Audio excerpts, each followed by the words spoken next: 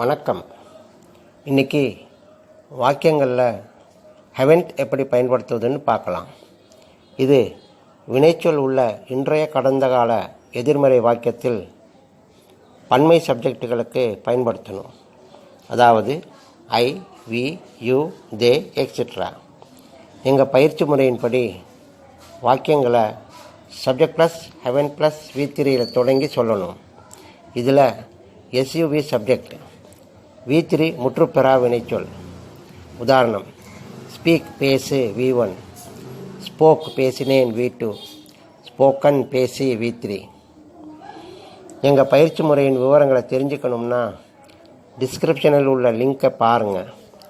அதில் 12 பக்கங்கள் இருக்குது. அதை படித்து நீங்களே ஆங்கிலத்தில் பேச கற்றுக்கலாம். உங்கள் சந்தேகங்களை கமெண்ட்டில் அனுப்பி விவரம் தெரிஞ்சுக்கோங்க. நீங்கள் சீக்கிரமாக ஆங்கிலத்தில் பேச கற்றுக்கணும்னா எங்கள் நேரடி வகுப்பு அல்லது ஆன்லைன் வகுப்பில் சேர்ந்து கற்றுக்கங்க. தொடர்புக்கு வாட்ஸ்அப் நம்பர் 9443178551. வாக்கிய உதாரணங்கள்: நான் பேசியிருக்கவில்லை, subject plus haven't plus V3, I haven't spoken. நாம் பேசியிருக்கவில்லை, subject plus haven't plus V3, we haven't spoken.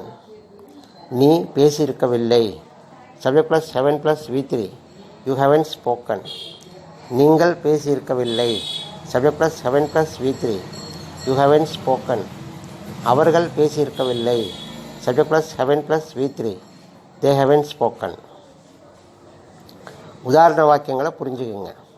பிறகு பயிற்சிக்காக கம் வந்து V3, கான் போய் V3, ஆஸ்க் கேட்டு V3, உதவி செய்து ஹெல்ப்டு V3, டோல்டு சொல்லி V3, எக்ஸெட்ரா அவை பயன்படுத்தி வாக்கியங்களை சொல்லி பாருங்கள்.